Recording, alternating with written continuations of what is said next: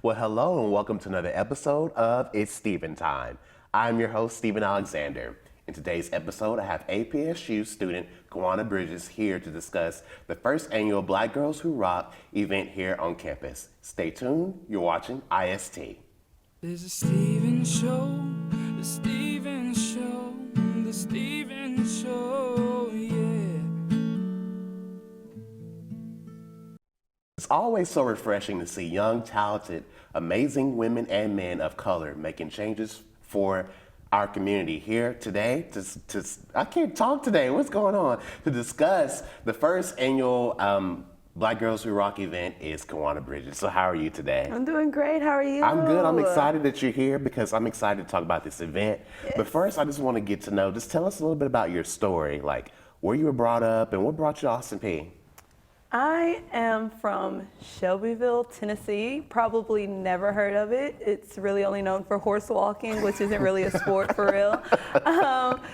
I came here, my mom actually went here back in '96. Okay. So I knew about Austin Peay because I had came here for every homecoming because, you know, homecoming is pretty epic for alumni. I came here every year and I had already known Austin Peay, and there was just a visit where I had came with my sister and she had fell in love and I didn't want to be by myself, so I fell in love too. And the rest is history. Here I am, an Austin Peay student, graduating next semester. That's awesome, that's awesome. So it's like you kind of already knew that you wanted to come here, right? Well, actually, when I was first applying to schools, my top choice was the University of Memphis, believe it or not. But then I'm a real family valued girl where I want to be around family. And most of my family's in Nashville, or I actually have a couple of sisters and a grandmother who lives in Clarksville. So I was like, maybe I should stay somewhere where I can actually call if I have an issue. And if there's a problem, there's someone I can depend on. And if I end up homeless or something, I got somewhere to go. Right, That's true, that's true. I want to ask you, so as a woman, what inspires you to be so independent by making a difference, not only for just yourself, but the community? Because this event that you guys are having, we'll talk about that later, but just what inspires you just to go out there and just be independent? My mom was a single mother. My dad is in my life, but I stayed with my mom, so it was usually her taking care of me and doing all that work. So growing up, it was usually me at the house. So I feel like I grew up with that independence because my whole life. So once I got to college, it was just like, now I'm able to actually make projects and make it actually mean something, make my independence shown and show what I can do on my own.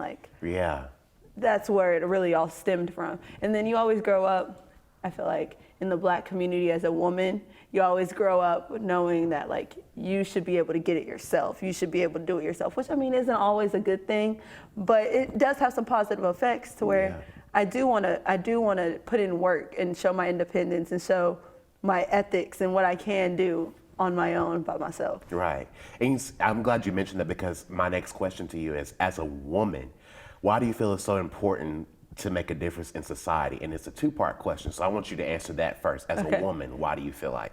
As a woman, well, this world is definitely male dominated, and I feel like as a woman we have to put forth those changes and want to make those changes. So it's important for us to recognize that we're not always going to be the ones that are on the top, but we're gonna have to work hard enough to make ourselves to get to the top.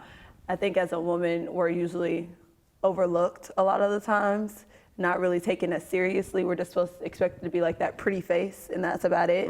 So I feel like as a woman, we have to prove ourselves more and show that we're more than just a beautiful person, but we also have a beautiful mind as well. Yeah, I love that. Yeah. Okay, so now as a Black woman, what is that like for you? That's two different things. I think as a Black women are so unappreciated, but sexualized all at the same time, you know, like everyone calls a Black woman beautiful and these queens and stuff like that, but they don't get recognized for any accomplishments that they make, and they're the ones that are the most criticized whenever they do anything. So I feel like as a Black woman, it's important because we have to show that we're more than what society wants us to be, what society keeps pulling us back and forth in between being. Like, everyone expects a black woman to just be that pretty face, and a black woman to not really have a mind of her own, to just follow the men and support men, especially in the black community. We're just expected to support black men and not really do much more besides that, just be their wife or be their mother, be their sister, rather than anything else. And I feel that as a black woman, we have to find ways to show that we're just as powerful as anybody else in this world, and show that we have minds and ideas and thoughts that need to be recognized and acknowledged. Yeah, I like that. And I want to ask you, what are the most common misconceptions of black women and men, and what are you doing to try to change those misconceptions? One huge misconception, I think, is being angry. Oh my and goodness, not, yes. Like we're not, like someone, I don't know who gave this idea that we're just not happy beings. Yeah. Like, we don't find happiness in anything besides like the stereotypes of like fried chicken and grape juice, you know? I don't know who created that, but I think that's one misconception that people just are completely, they don't see that we're more than that. I don't know where the anger part comes from either, because I've had people say to me, "You look upset or pissed." I'm okay. And like, maybe my face looks like it. I mean, I know my just face is how I gorgeous, look. and I know that it's different, but I'm sorry it looks like that for you. Yes. But yeah, I get exactly. And how does that make you feel when people put that misconception on? And even sometimes in our own community, people are like, "Are you okay?" Yeah, I'm fine. And I think, I feel like for me personally, it keeps me from getting passionate about things. And I'm trying to keep myself from getting too passionate about it now. Because whenever you want to put it into words and whenever you're trying to get it out, it's coming off angry instead of just passionate about something, instead of just interested in something. And it's kind of hard for you to even find your niche in anything because of it, because you're trying to find that thin line between being interested in something and passionate about something, and avoid being that angry black woman. And I think another misconception about black people is that we're lazy or ignorant. Like, we're not as smart and we're not as forthcoming with everything we want to do. So it's like we're trying to maintain not getting too passionate about things because we don't want to look angry, but still putting in enough work to where we're not considered lazy and that we don't put in any effort for anything that we do. So it's like you're torn. You're torn. You don't want to do too much of either one because you're trying to avoid hitting that stereotype all over again. Exactly. I kind of want to make a transition now. I want to talk about diversity and why that's so important to you, and why do you think it's so important for our university, and what are you doing to try to be an example of what it means to be diverse and set a boundary for diversity and people accepting that? Yes. So I'm from Shelbyville, Tennessee. Like I said, that's a predominantly white neighborhood. Like, when I tell you predominantly white, I mean that. Most of us, if you're black, you're probably cousins. That's usually how it goes. If you do have anybody that matches your skin color. Robson County. Yeah, it's not too much of a difference between us. So I come here to this PWI and I see that it's still predominantly white. So I felt diversity was including white people and other people of color together in our activities.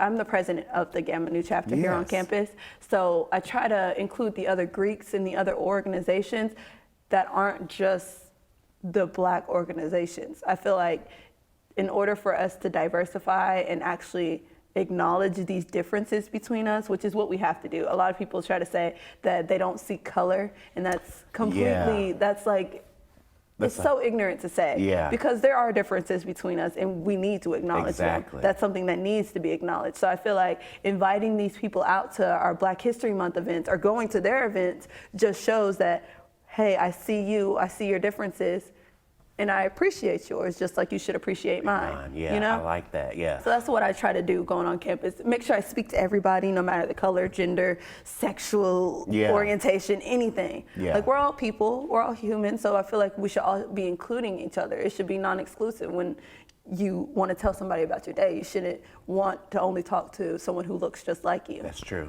Well, thank you for that. Look, we have to go to commercial break. Time is going by so fast here, but when we return, we'll have more with Kiwana Bridges. Stay tuned. You're watching IST.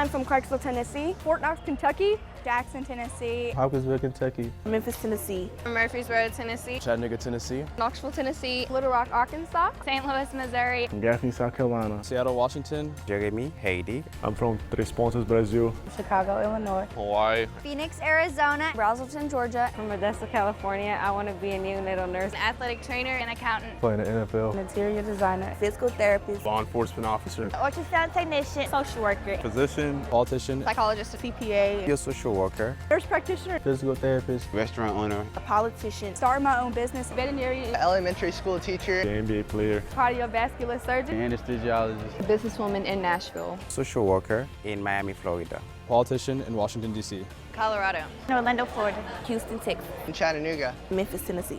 Seattle, Washington. Nashville, Tennessee. San Diego, California. Nashville, Tennessee. New York City, New York. San Diego, California. Atlanta, Georgia. Nashville. Los Angeles, California. New York, New York. Memphis, Tennessee. Nashville, Tennessee. Orlando, Florida. Los Angeles, California. Baltimore, Maryland. Clarksville, Tennessee. Carolina Beach, Carolina. Philadelphia. St. Louis, Missouri. Clarksville, Tennessee.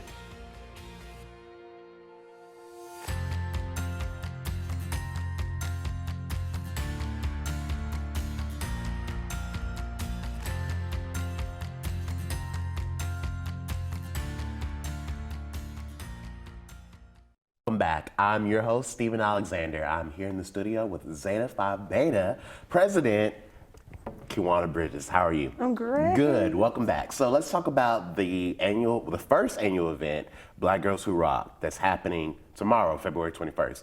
Can you talk to us about it? Like, what is the history behind this? So Black Girls Rock, I'm sure you've seen it on BET a few times. It really stemmed because Black Men Appreciation, I don't know if you guys know the BMAs, which will be February 23rd, the Sunday. Okay. It's like they award Black men on campus who have been putting in a lot of effort.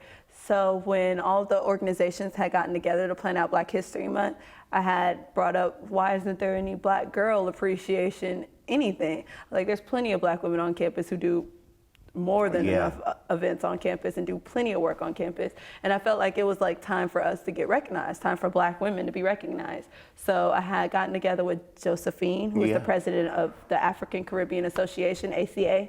And we were both just talking about it, and we both came up with the idea that we should get all the organizations together, all the women of each organization together, and create an award ceremony which would celebrate Black women. And it would allow for the people that go on campus to actually vote for the Black women they know. We wanted it to be Black women that aren't that known on campus, that do a lot of stuff on campus but aren't recognized for it. So we thought we should have nominations, we should open up a Peay link and have voting, and all of these ideas just started sprouting out because we realized like there's so many people on campus that just don't get any kind of recognition. So that's really where it came from. I love that. Yeah. I love that. So when it pertains to student interest, why is it so important for students to educate themselves about this event? And when I mean students, I mean all students. So this is the first event that involves 8 Black organizations. Wow. So that's the NAACP, that's African Caribbean Association, POP, Purpose on Purpose, the BSU, and then all 4 of the NPHC sororities, so AKAs, Deltas, Zetas, and SGRO. We all came together and we came up with it. So I feel like it's important for all students on campus to come together and come to this event because this is one of the first times that we have actually all came together as Black women and put something together for Black women. And I feel like people hear Black Girls Rock and just think, oh, only Black girls can go. But Black girls are your friends too, like, you know? So I feel like everybody should come because you guys should all be supporting and uplifting these Black women. Like, that's what the purpose of Black History Month is. And I don't know if anybody else knows, but Women's Appreciation Month is in March. So even though this is ending Black History Month, this is kicking off a whole Women's Appreciation Month. And I feel like women should be sticking together too. Like, we should all be sticking together and supporting and uplifting each other in all your accomplishments and your achievements and every work and all the work that you put in. Right. I love that. I love that. I want to ask you, the term Black Girls Rock, many people are threatened by that term and that phrase. And why should they not be threatened by it? Well, I mean, people are threatened by Black lives matter too whenever they hear that. And I feel like they shouldn't be threatened because it doesn't exclude, it doesn't mean that white girls don't rock or Hispanic girls don't rock or mixed girls or Asian girls don't rock. Like, we all rock. It's just, you shouldn't feel like you hear black girls rock and that means that you can't rock too, you know? Like, we all have our own achievements and our own accomplishments. It's just this time of the year, we want the black women to be recognized for it. Right. And like I said before, black women are really underrated and unappreciated, and they usually aren't really acknowledged for anything that they do. So I feel like you shouldn't be threatened about it because they've never had something like this before. So why would it be a threat if it's the first time that any of this has even happened for them? Yeah, thank you for clearing that up. Yes. You said it perfectly. Yes. And thank you for clearing that up because I love that and it's the truth. Yeah. So for those who do not understand the meaning of the phrase "Black girls who rock," what does this mean precisely? So you already said what it meant, but can you go in depth about what it means? Because some people are still like, okay, I hear that, but what does that mean? Because I'm a white girl, I rock. I'm an Asian girl, and I rock. You know, and I am a Hispanic girl. What does that mean? It means, like, despite all of those issues that you face as being a black woman, you're still managing to get your things done. Like, there's 5 awards that everybody voted on, and it was the brains and agility and the hookup. So like, these girls are smart and they're athletic and they have connections to everybody on campus and they're leaders, you know? Like, that's why we want to have this event, because it's to acknowledge those things that they do. Like, yes, white girls rock, and yes, Hispanic girls rock. Of course they do. Like, don't get me wrong, like, you guys rock too. It's just black girls, we're real self-conscious. We don't really... Do you feel like it's the stereotypes from way back in the past that keeps a lot of like African Americans held against the rest of culture? You know what I'm saying? Yeah. It's like more acceptable for Asian like ladies or whatever. People feel like we're just trying to be just black. Like, we don't want to expand into anybody else. And I don't want people to see that, especially like when it comes to these social kind of movements. Like, it's not that we don't feel the love coming from the white community or the Hispanic community or the Asian American community. It's just, this is that one time for us to let go of all those insecurities that we feel as a black woman and actually celebrate who we are. Like, when you're growing up as a black girl, often you don't really, I'm trying not to get emotional, often you don't feel beautiful, or you don't feel like you're smart enough, or that you have the ability to be a leader or anything like that. So I feel like this is important because black women need to know that you can be that girl with the drip and that girl with the brains and all this stuff. And people, they see you doing that. They appreciate that you're doing that. And I feel like that's something that's important. We're so insecure, and black women are so quick to like sell themselves short of what they really are. Like, yeah, I can dress, but she dresses better than me. And there's always this comparison thing. And I felt like we needed this event so that way black women just felt happy to be a black woman, just happy to be in their own skin and being celebrated by everybody, anybody that shows up. And I feel like that's why it was so important, because it's not just black girls rock and that's all that rocks. It's just black girls rock too. Like, you know, like we rock just as much as everybody else on this on this earth. Yeah, okay. They're telling us we have to wrap, but before we go, this is very important information. So can you tell us the date, the time, and the location of the event? Yes. Black Girls Rock will be February 21st at 7:30. The show will be starting at 7:30. Doors will open up at 7, so you guys can get there early to get your seats. It will be in Clement Auditorium, and there will be a reception afterwards in the UC lobby. Okay, here on the APSU campus. So that's for not just students, but anybody in the community who wants to Anybody come. that would like to come, it'll be in Clement Auditorium. Okay, perfect. Thank you. Guys, we have to take another commercial break, but when we return, it'll be more with me and Kiwana. Stay tuned. You're watching IST. Sure, I look cute now, but when my owner lost his job, it was rough. I was living on the street, and one night, me and this Cocker Spaniel got into it so bad, I wound up looking like an ice cream cone. I cried a little bit, but thankfully I got rescued, so I'm running, I'm jumping, all back to my old self, and I'm ready to give unconditional love, even if you put a lampshade on my head.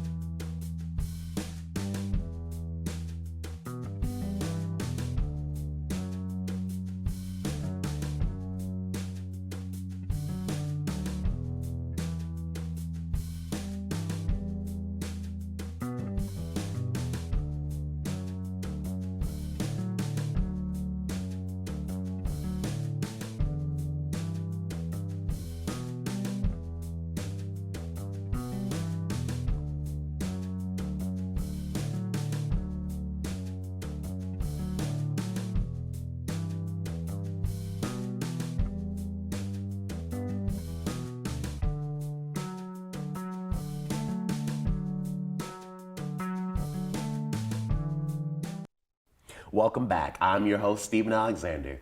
It's time for us to get in the zone. And I have APSU student Kiwana Bridges here. And let's talk a little bit about, here recently over the past couple of years, there's been a controversy of Black History Month and people stating it should be abolished.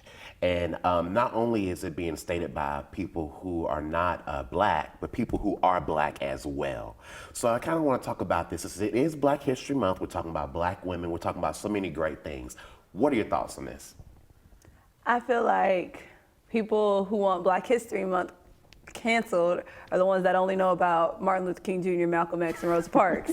I just, honestly, I feel like Black History Month, if anything, should be in June. We should get more days because there's so many people in the Black history that aren't even acknowledged, aren't even talked about, that have done things that you don't even realize that you needed, like the toilet paper roll, or got some Ann cookies in my bag right now.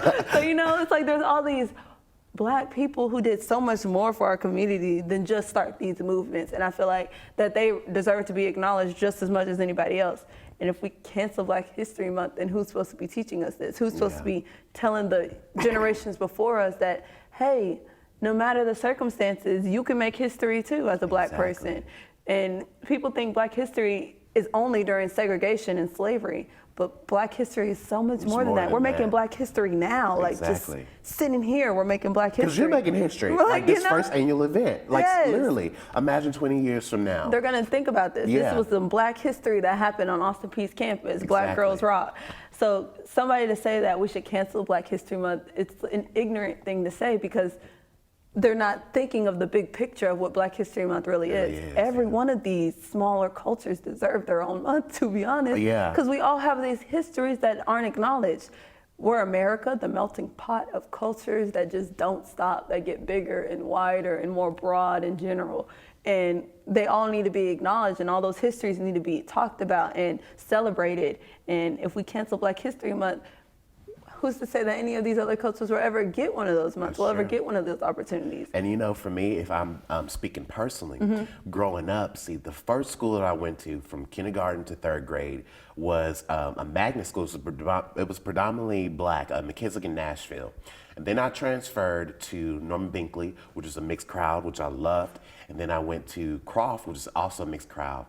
And then I went to Joe Burns. I moved back home. So that was like it was country. So it was predominantly white. So it was totally different culture shock. But from each endeavor that I encountered going to schools, I learned that I did not learn the amount of information I need to learn about Black history from going to an all Black school, going to a mixed crowded school, and a white school. So for me, I think it's very important that we have this month because it shows that even if, like for me, I went to an all-Black school growing up from kindergarten to third grade, but I still didn't learn the information that I needed to learn.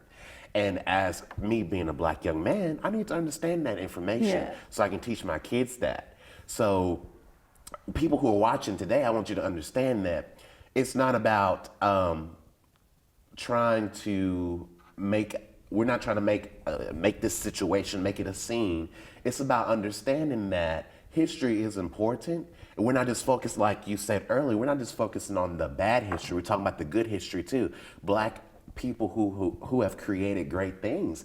And so like you said, I feel like we all should understand that, and we should get out of the negative connotations that we attach ourselves with the names like you say, Black Girls Rock or Black History Month. We instantly think, oh well, it's someone's trying to make a point, trying to be rebellious. No, it's not about that. It's deeper than that. So just open your eyes to that. I feel like people try to make it seem like it's exclusion from other people, and it's not even exclusion. It's just this one community wants to celebrate what they built. And I feel like that's where all that confusion of what Black History Month is and what it means comes from, because people just assume we're just trying to exclude every other culture that there is whenever they hear it. It's like whenever you hear Black at the beginning of anything, it's we don't care about the other cultures, or we don't have any sympathy for the other cultures. And that's not how it is at all. That's the truth. Yes. I kind of now want to ask, how can we as a society learn to embrace all cultures and learn that God sees us for who we are internally and not based upon our appearance externally? I feel like you have to be willing to take those steps to communicate and to acknowledge the differences. People think that just talking to somebody is accepting them, but you need to ask questions that you don't know the answers to and be brave enough to ask those difficult questions, because some of those questions aren't easy questions to ask, and some of them might come off as microaggressions, but you have to ask them in order for you to actually understand and actually include everybody. Exactly. You have to be willing to talk to everyone, willing to include everyone, and communicate with everybody. And you know, just speaking from that, see, for me, I've always had diverse friend groups. So people who necessarily didn't look like me. So I might be like the only black one. I might have 3 black friends, but I have Asian friend or white friend. So it was like we always had real conversations. Like I would ask them questions about their culture. They would ask about my culture. And it wasn't about being disrespectful. It's like, if I don't know, I want to ask you. So I do know, and I can be more educated. So I've had people all my life say, well, Steven acts like he's a white kid because he's got a lot of white friends. Or Steven acts like he's blah, blah, blah. And I don't pay any attention to any of that crap because I have love for everyone in this world, and I will continue to have love for everyone in this world. And if you don't like it, in the words of my great grandmother, wipe your ASS and get glad, baby, because it ain't changing. It's not going to change. So it's like, I want people to understand that. Like, and that's why I love this show, and I try to promote this show, stating, yes, I am black, but it's more people doing great things. Black people, Asian people, Italian people. So whoever's on this campus, if you're doing something great and you want to promote it, come to this show. Yes. Okay? Because I'm here for you. Yes. And so, yeah. My dad told me, it was actually a couple of days ago, and it's really stuck with me, but he told me to stop attaching a color to whenever you say something, and it'll kind of get rid of that separation between us. Because I forgot what I had said. I said something like, I'm going to put on my educated black woman voice. My dad said, why's it got to be a black woman? Just in your educated woman voice. Yeah. And it kind of stuck with me to where it's like, yes, you need to acknowledge your differences and stuff, but don't attach that as your adjective. That's not all you are. You're not only just black. Yeah. You're a woman, you're educated, you're more than that. Yeah. You know, and that's where we have to find those differences. Yes, we acknowledge these differences, but we need to realize that not all these differences should be turning us against one another. Exactly, and I love that. Kiwana, thank you so much for your time. You are welcome back anytime. I enjoyed this episode. This is hands down like so much fun. So thank you. Guys, thank you for tuning in today to It's Steven Time. I love you guys, and I hope that you learned something from this episode, and if not, educate yourself, okay? Please do. So see you guys next week with more news, entertainment, and always remember to, let's go Peay. There's a Steven Show, the Steven Show, the Steven Show.